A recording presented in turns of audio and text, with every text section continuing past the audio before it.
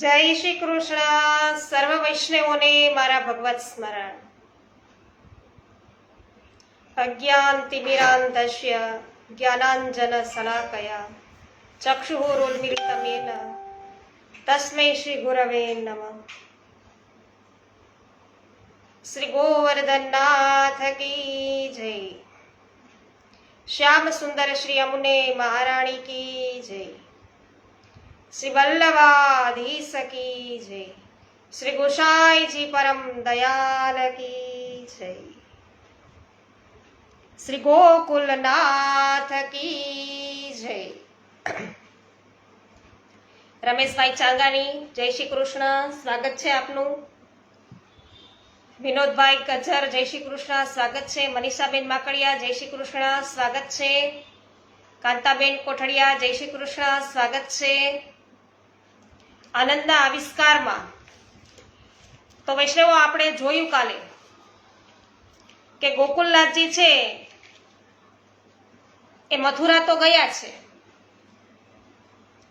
પણ હજુ તેઓ આ બાબાજી એટલે કે ચિદ્રુપને મળ્યા નથી અને એમના ઉતારા માટે વ્યવસ્થા કરવાની વાત થઈ છે. પણ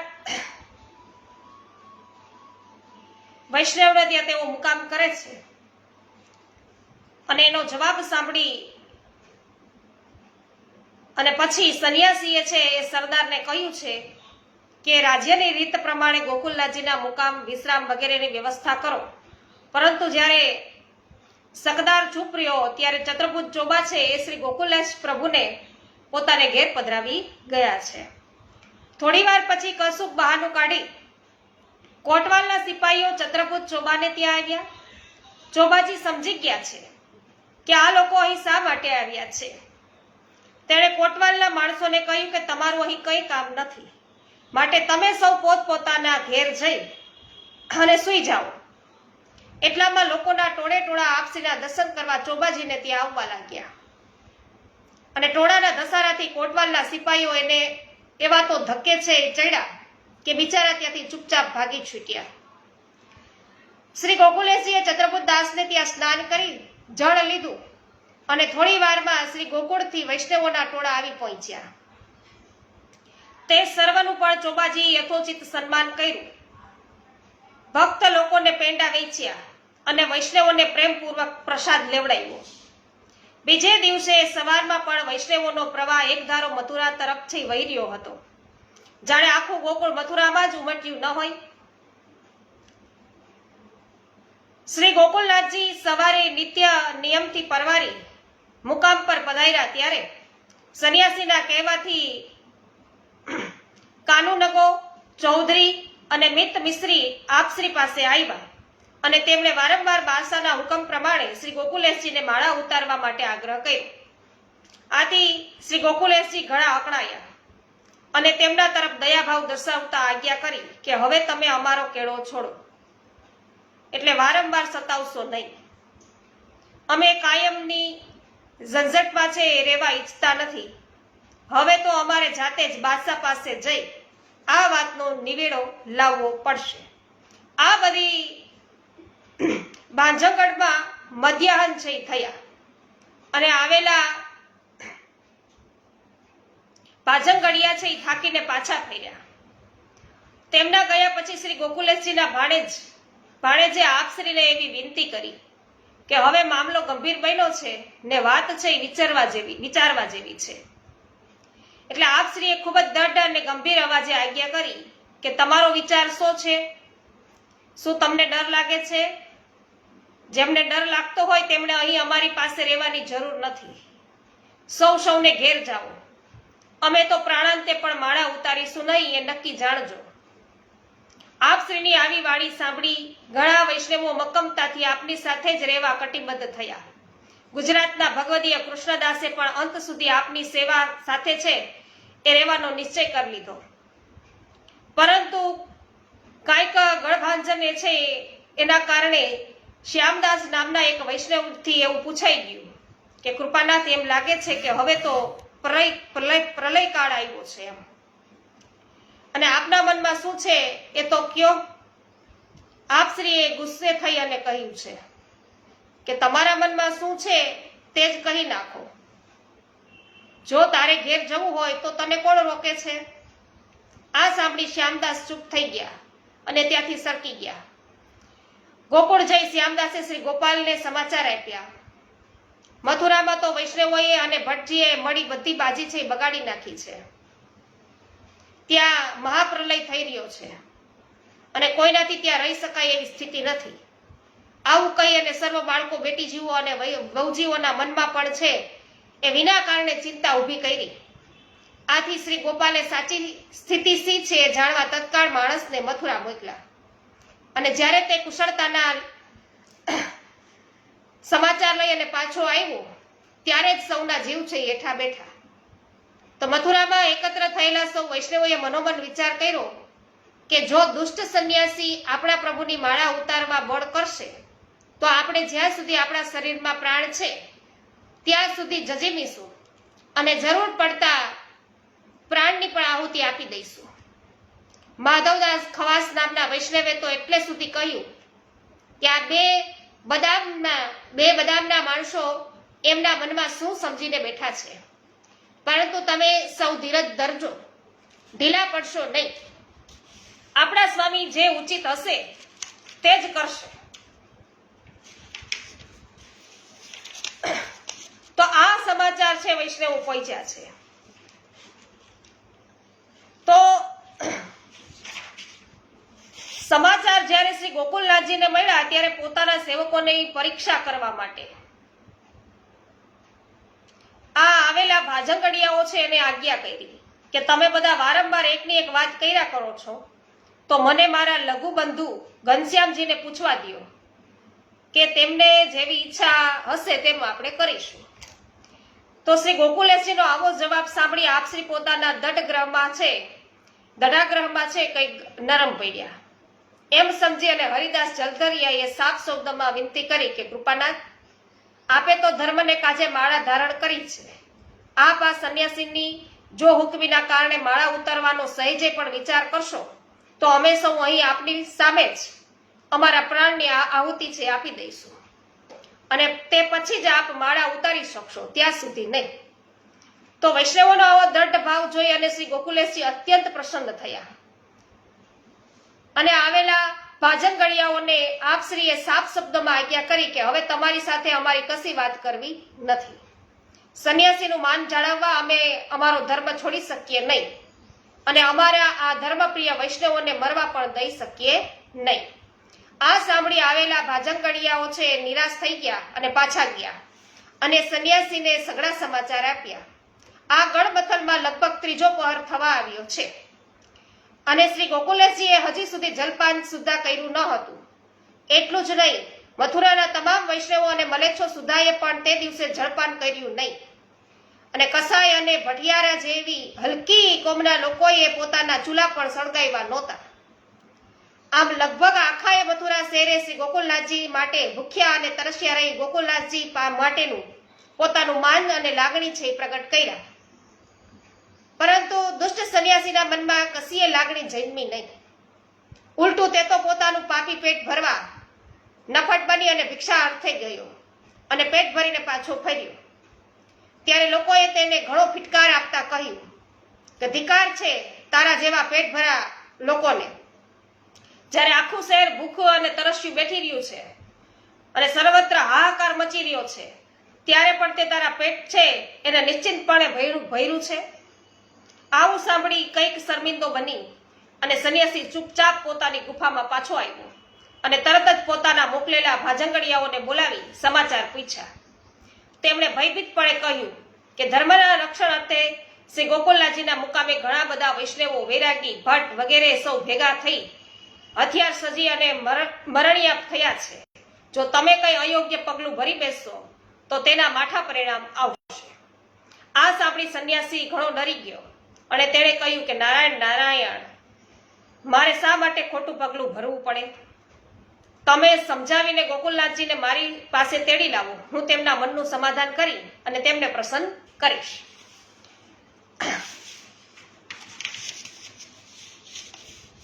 ઉષાબેન મોદી, મુકેશભાઈ પરીખ, રંજનબેન લુણાગરિયા, રક્ષિતભાઈ લુણાગરિયા, નૂતનબેન જાવિયા, રમેશભાઈ જાવિયા, કેવી પટેલ, પ્રવીણાબેન અને કિશોરભાઈ નાર રાજકોટથી, અનિલાબેન સોલંકી, પ્રભુદાસભાઈ સોલંકી, બિપિનભાઈ ડોબરિયા, મધુબેન વિઠ્ઠલભાઈ ઉદ્ધાત, વિઠ્ઠલભાઈ, સોનલબેન સતાશિયા, ઉકાભાઈ ભેસાનિયા, મિતાબેન સચદેવ, જયસુખભાઈ સચદેવ, પાવતીબેન ઠુમર, એમબી કોઠિયા, કાંતાબેન કોઠડિયા. સર્વ વૈષ્ણવજનોનું સ્વાગત છે આનંદના આવિષ્કારમાં.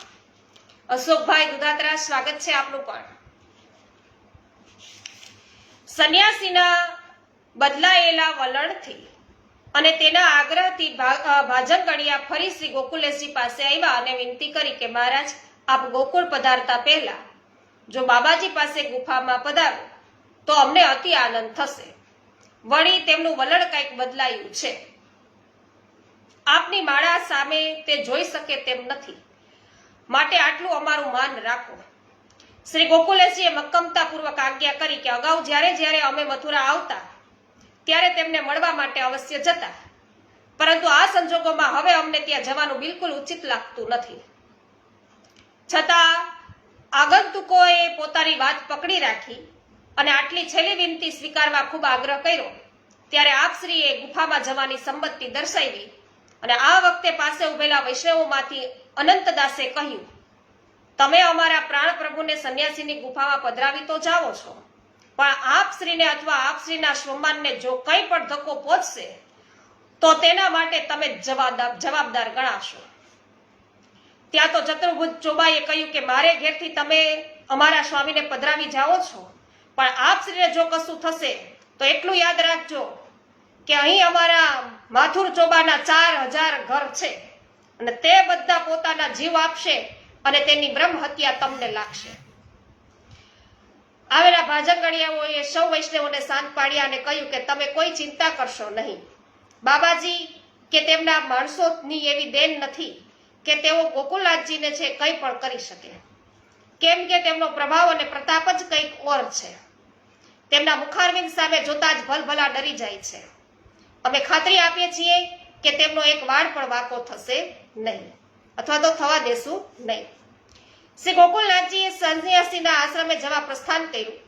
ત્યાં સામે પૂજાપાની થાળી લઈ એક સૌભાગ્યવતી સ્ત્રી મળી અને શુભ સકન થઈ ગયા વૈષ્ણવો. જો આ શુભ શુકન જોઈ અને સૌને આનંદ થયો જોયું, પરંતુ ત્યાં એકત્ર થયેલા વૈષ્ણવો ધૈર્ય ધારણ કરી શક્યા નહીં અને પોતાના સ્વામી માટે પ્રાણ પાથરવાની જેમની તૈયારી હતી તે તમામ હજારોની સંખ્યામાં હથિયાર લઈ અને આપશ્રીની પાછળ નીકળ્યા.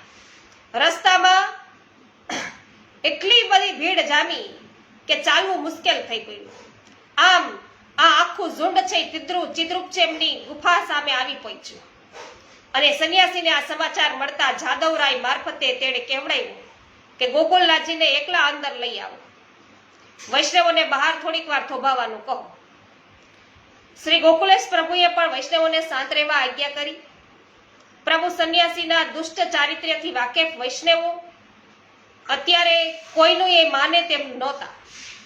તે બધા જ આપશ્રીની પાછળ ગુફામાં પ્રવેશવા માંગ્યા અને જાદવરાયે શ્રી ગોકુલેશજીને વિનંતી કરી કે આ વૈષ્ણવોને આપ સમજાવો. આપશ્રીએ આજ્ઞા કરી કે અમે તો સૌને બહાર શાંતિથી અમારી રાહ જોવા આજ્ઞા કરી જ હતી, પરંતુ તે અમારું કહ્યું માનતા નથી. જો તમે તેમને રોકી શકતા હોત તો રોકો, પણ અમને એમ લાગે છે કે એમને કશીક આશંકા હોવાથી અત્યારે અમને એકલાને અંદર નહીં પેસવા દે. આટલું કહી આપશ્રી આગળ પધાર્યા. પાછળ વૈષ્ણવનું ટોળું પણ છે ધસતું ગયું. સંન્યાસીના સિપાહીઓ રોકાવા તો ઘણું બધું મથ્યા, પરંતુ ધસમસતા માનવ પ્રવાહ સામે એ બિચારા એકલ દોકલ સિપાહીઓ કરી પણ શું શકે. કેટલાક વૈષ્ણવો તો ગુફાની બાજુમાં આવેલા ખેતરોમાં રસ્તો કરીને ધસી આવ્યા. બીજા કેટલાક વૈષ્ણવોએ પણ તેમનું અનુસરણ કર્યું. ખેતરોમાંનો ઊભો પાક કચડાઈ ગયો. ઢાલ અને તલવાર સાથે ધસી આવેલા બધા વૈષ્ણવોને ત્યાંના સિપાહીઓએ રોકવા હથિયાર ઉગામ્યું તો સામે અહીંથી પણ હથિયાર ઊંચા થયા અને ભારે ધાંધલ મચી ગઈ. આ શોર બકોર સાંભળી ગભરાઈને સંન્યાસીએ પૂછ્યું કે બહાર આટલો બધો કોલાહલ શાનો છે? હરિદાસ નામના એક માણસે કહ્યું કે અરે સંન્યાસી, શાંતિથી અહીં ગુફામાં બેસીને તમે એમ પૂછો છો કે અહીંયા શું થઈ રહ્યું છે?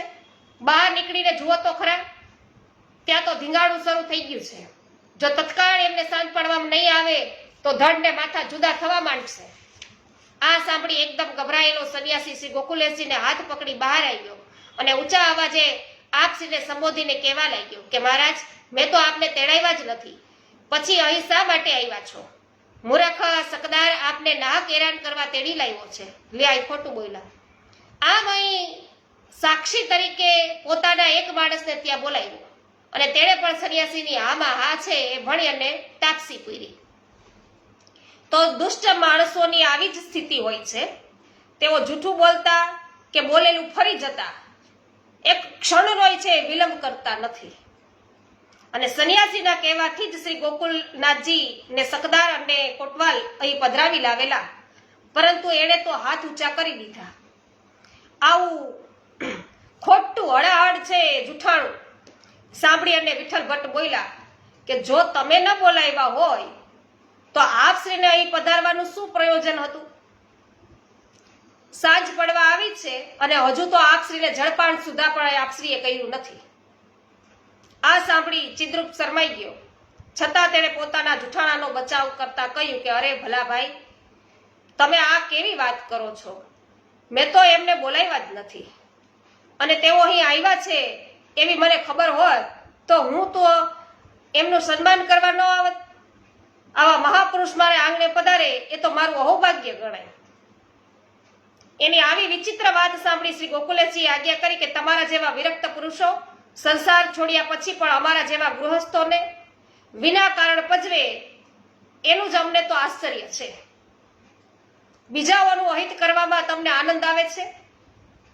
વિનમ્રતાનો ઢોંગ કરી ચિદ્રુપે કહ્યું કે ગોસાઈજી, મને લાગે છે કે આપની કંઈક સમજ ફેર થઈ છે. હું તો સંપૂર્ણપણે માનું છું કે માળા પહેરવી કે ન પહેરવી એ આપની મરજીની વાત છે. આ બાદશાહના હુકમથી તો આપ અજાણ નથી જ નહીં જ હો, એટલે એ હુકમ બાબત આપ જાણો. મારે આવી પંચાયતમાં શા માટે પડવું જોઈએ? શ્રી ગોકુલેશજીએ તરત જ છે વળતો ઉત્તર આપ્યો કે સાચી વાત, બાદશાહને 100 જવાબ દેવો અને અમારે અમારો ધર્મ કેમ સાચવવો એ અમારે જોવાનું છે. પછી આ બધો દંભ કરવાની તમારે શી જરૂર છે? આમ આજ્ઞા કરી આપશ્રી મુકામ પર પધાર્યા. એટલામાં તો સંન્યાસીની ગુફામાંથી આજુબાજુના ખેતરવાળા કેટલાક ખેડૂતોએ આપશ્રી સમક્ષ આવીને ફરિયાદ કરી કે મહારાજ, આપની પાછળ ધસી આવેલા ટોળાના માણસોએ અમારા ખેતરમાં ઉભા પાકને કચડી નાખ્યા અને ભારે નુકસાન કર્યું છે. અમારું હવે શું થશે? રાજ્યનો કર અમે સી રીતે ભરી શકીશું? ધર્મ ધુરંધર અને પર દુઃખ ભંજક શ્રી ગોકુલેશજીને આ સાંભળીને ભારે દુઃખ થયું. વિચાર કર્યો કે આ બિચારા ગરીબ ખેડૂતોને વગર કારણે નુકસાન વેઠવું પડ્યું છે. તેથી ખેડૂતોને થયેલ નુકસાનીની ભરપાઈ કરી અને આપવા પોતાના અધિકારીને આજ્ઞા કરી અને આપ સ્નાન કરવા પધાર્યા. સંન્યાસીની ગુફામાં બનેલી ઘટનાથી અને શ્રી ગોકુલેશજીના થયેલા આ વિજયથી હર્ષ ઉલ્લાસિત થયેલ હજારો માણસો છે એ વધાઈ લઈ અને ગોકુળ ગયા અને ત્યાં જઈ શ્રી ગોપાલ વગેરેને વિજયના શુભ સમાચાર કહ્યા. આપશ્રીએ પણ નાવમાં બેસી અને શ્રી યમુના ઘાટ પર છે પધાર્યા છે. આ વખતે આપની સાથે એવડો મોટો માનવ સમુદાય હતો કે મથુરા અને ગોકુળ જાણે એકાકાર થઈ ગયા. આપ શ્રી ઠકુરાણી ઘાટે થઈ મંદિરમાં પધાર્યા, પોતાના સેવ્ય પ્રભુની સન્મુખ થયા અને પછી સાથેના તમામ વૈષ્ણવને પ્રસાદ લેવડાવવા માટે આજ્ઞા કરી. એટલામાં તો આગ્રા ગયેલા જયદેવજી ત્યાંથી મથુરાના હાકેમ ઉપર લશ્કર ખાનાનો પત્ર છે લઈને આવ્યા, જેમાં રાજ્ય આજ્ઞા ફરમાવેલી હતી કે રાજ્યના હિતમાં મારી સલાહ છે કે તમે સંન્યાસીની કોઈ વાતમાં આવશો નહીં, શ્રી ગોકુલેશજીને કનડશો નહીં અને જેમાં તમારું અને રાજ્યનું હિત હોય એના વિરુદ્ધ કશું પગલું ભરશો નહીં.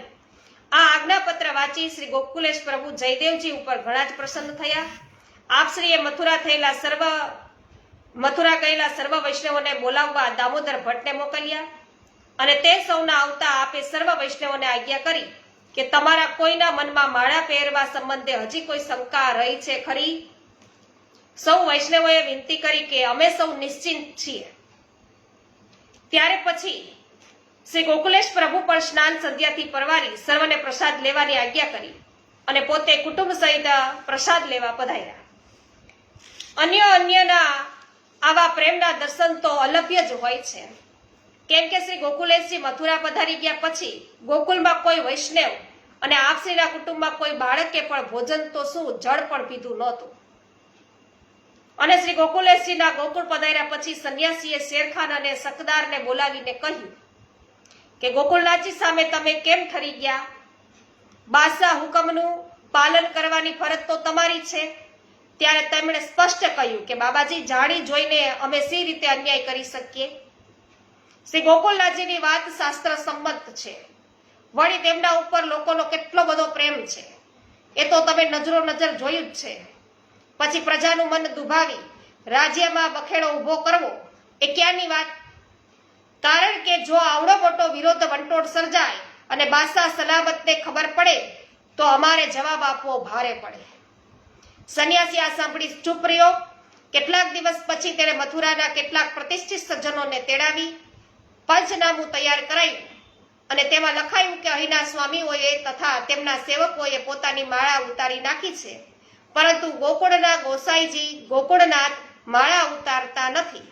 એ ઘણા જોરાવર છે અને કોઈનું કહ્યું માનતા નથી. આ પંચનામા ઉપર જેમણે માળા ઉતારી હતી એવા લોકોની સહીઓ કરાવી અને બાદશાહને મોકલવા સરકારી મોહર મારવા કાજી સમક્ષ મોકલાવી આપ્યું. આ જોઈ કાજીને થોડોક સંકોચ થયો. તેમણે તત્કાલિક શ્રી ગોકુળનાથજીને મથુરા બોલાવ્યા અને આ સઘળી હકીકત સંભળાવી. પછી આપશ્રીએ પૂછ્યું કે રાજ્યની મોહર મરાવી છે કે કેમ? શ્રી ગોકુલેશજીએ કાજીને કહ્યું કે પંચનામા ઉપર તમને મોહર મારવાનું કહ્યું છે તો મારવામાં શો વાંધો? કેમ કે એમાં તો જેમણે માળા ઉતારી છે એમણે જ સહી કરી છે. અમે માળા ઉતારી નથી એટલે સહી પણ કરી નથી. એ તો જગ જાહેર વાત છે. પછી એમાં સંકોચ શાનો? તમારી ફરજમાં જે આવતું હોય એ તમારે અવશ્ય કરવું જોઈએ.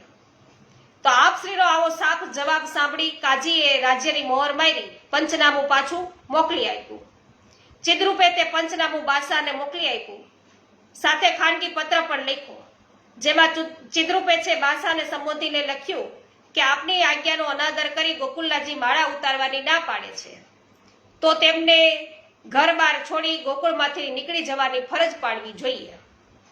સંન્યાસીને મને ગોકુળનાથજીની વિરુદ્ધ બાદશાહ સખત પગલાં ભરશે અને જો ગોકુળનાથજીને ગોકુળ છોડવાની ફરજ પડશે તો આટલો મોટો વૈભવ અને ઘર બાર છોડી જવાના બદલે તેઓ માળા ઉતારવાનું જ પસંદ કરશે. એ દ્રષ્ટિથી તેણે સાથે ખાનગી પત્ર લખ્યો હતો. પરંતુ પ્રભુની અકળ લીલાને કોણ છે જાણી શક્યું છે? અને સંન્યાસી દ્વારા આવું લખાવવાની પ્રેરણા કરવા પાછળ કયો હેતુ કામ કરતો હશે એ તો આપ જ જાણે પ્રભુ. કેમ કે જેવો સન્મુખ્યાકૃતિ ધારણ જેમણે કરી અને જગતમાં વિચરે છે અને આસક્તિ રહિત બની માત્ર પ્રભુ પ્રિય અર્થે લૌકિક અલૌકિક સર્વ કાર્યો કરી રહ્યા છે તેવા શ્રી ગોકુળનાથજી અને આપશ્રીના નિષ્કામ ભક્તો દુન્યવી વૈભવને કેટલું પ્રાધાન્ય આપતા હશે એ તો ખરે ટાણે છે ખબર પડે. તો આ તો વૈષ્ણવ અને ધર્મ એની વચ્ચે સીધી હરીફાઈ હતી. વૈષ્ણવ તો વૈભવ અને ધર્મ વચ્ચેની સીધી હરીફાઈ છે. આપણે હવે જોઈશું. રંજનબેન લુણાગરિયા જય હો. વૈશાલીબેન દિલીપભાઈ સ્વાગત છે. શિલ્પાબેન લુણાગરિયા સ્વાગત છે. જગદીશભાઈ લુણાગરિયા સ્વાગત છે. સવિતાબેન ગોધાણી, ભાનુબેન સોની સ્વાગત છે. અનિલ કુમાર ગુપ્તાજી સ્વાગત છે. મહેન્દ્રભાઈ અઘેરા, મનીષાબેન અઘેરા, શિલ્પાબેન શાહ સ્વાગત છે. વિનોદભાઈ જય હો. પંચનામું લઈ અને કાસદ છે એ હવે બાદશાહ પાસે કાશ્મીર પહોંચ્યો અને તે બાદશાહના અંગત મંત્રી અને શ્રી ગોકુલેશજી પર પ્રીતિ રાખનાર આસફ ખાનના હાથમાં આવ્યું પંચનામું. એ વાંચીને ક્ષણભર તો આસફ ખાન સ્તબ્ધ થઈ ગયા. માથું ધૂણાવી વિચારવા લાગ્યા કે હવે શું થશે. એટલે બાદશાહે ઉતાવળમાં આવેલા વચનોનો દુષ્ટ છે એ સંન્યાસી અયોગ્ય લાભ લેવા માંગે છે આથી તેમણે તરત જ પંચનામાને બાદશાહ સમક્ષ રજૂ ન કરતા બુલાખીદાસને છે એ બોલાવ્યા અને જરૂરી ચર્ચા વિચારણા કરી અને બાદશાહ સલામત જ્યારે ખુશ મિજાજમાં હોય ત્યારે જ આ પંચનામું છે એમની સમક્ષ છે ધરવું એવું નક્કી કરી અને પોતાની પાસે જ રાખ્યું. કેટલાક દિવસ પછી બાદશાહ ખુશખુશાલ હતા. ત્યારે આ બુલાખી દાસ છે એ વગેરે અતરંગ માણસો પણ આજુબાજુ બેઠેલા હતા અને અચાનક બાદશાહે આ બુલાખી દાસને પૂછ્યું કે આપણને અહીં કાશ્મીર આવ્યાને ઘણા દિવસ થઈ ગયા, મથુરાથી હજી સુધી બાબાજીના કઈ સમાચાર આવ્યા નથી. આ તક ઝડપી લઈ અને બુલાખી દાસે કહ્યું કે ખુદાવંદ, સમાચાર તો ઘણા દિવસથી આવ્યા છે, પણ આસફ ખાને કદાચ આપને બતાવ્યા નહીં હોય. આ સાંભળી પાસે બેઠેલા આસફ ખાને બાદશાહે આ અંગે પૂછ્યું. આસફ ખાને કહ્યું કે આપ પ્રસન્નતામાં નહોતા એટલે આપની બેચેની વધારવાનું મને ઉચિત લાગ્યું નહીં, તેથી બાબાજીનો પત્ર આપને બતાવ્યો નથી. જો આપ આજ્ઞા કરો તો હમણાં જ મંગાવી આપું. બાદશાહે સંમતિ આપતા આસફ ખાનને બાબાજીનો પત્ર અને પંચનામું બંને મંગાવી અને ઇતબાર ખાનને આપ્યા. ઇતબાર ખાને બાદશાહ પાસે લઈ જઈ અને તે બંને પત્રો વાંચ્યા. પત્ર સાંભળ્યા પછી બાદશાહે કહ્યું કે જો બધા લોકોએ માળા ઉતારી છે તો ગોકુલનાથજી કેમ નથી ઉતારતા અને તત્કાલિક ખેપીઓ મોકલી તેમને અહીં બોલાવો. આસફ ખાને કહ્યું કે ગુસ્તાખી માફ, ખુદાવંદ ને ખેપીઓ મોકલાવવાની કોઈ જરૂર હોય એમ હું માનતો નથી. ગોકુલનાથજી સજ્જન પુરુષ છે, માત્ર આપના સમાચાર જશે તો તેને માન આપી તેઓ તરત જ આપને મળવા આવશે. બાદશાહને પણ આ વાત યોગ્ય લાગી. તેમણે ગોકુલનાથજી ઉપર સમાચાર પાઠવવા આગ્રાના હાકેમ છે એમને હુકમ કર્યો અને બીજી બાજુ આસફ ખાને શ્રી ગોકુલનાથજી ઉપર આ બાબતનો સીધો પત્ર લખાવ્યો જે સંવત 1677 ના અષાઢ વદ આઠમના દિવસે આપશ્રીને પહોંચી ગયો અને પત્ર મળતા જ આપશ્રીએ છે ઉપસ્થિત વૈષ્ણવોને એકત્રિત કરી હકીકતથી બધાને વાકેફ કર્યા અને અભિપ્રાય પૂછ્યો. એ વખતે મંદિરમાં ઉત્થાપનનો સમય હતો અને જગમોહનમાંથી અબ ડર કોન કો રે ભૈયા, અબ ડર કોન કો રે ભૈયા એ પદ ગવાતું કર્ણપટ પર પડ્યું. આવું પદ ગવાતું હતું જગમોહનમાં અને શ્રી ગોકુલનાથજીને જાણે પોતાના પ્રશ્નનો ઉત્તર મળી ગયો હતો એટલે આપશ્રીએ કશો જ ડર રાખ્યા સિવાય તરત જ બાદશાહ સમક્ષ કાશ્મીર પહોંચી જવું જોઈએ એવું નક્કી થયું અને બીજે જ દિવસે 3 ઘડી દિવસ રહેતા અમૃત ચોઘડિયામાં કાશ્મીર તરફ છે એ પ્રસ્થાન કરવાનું નક્કી કર્યું.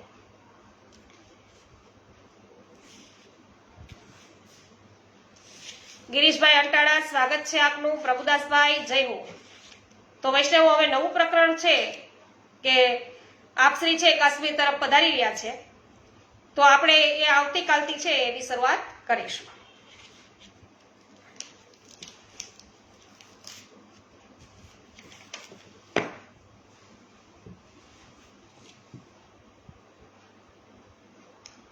શ્રી ગોવર્ધનનાથ કી જય.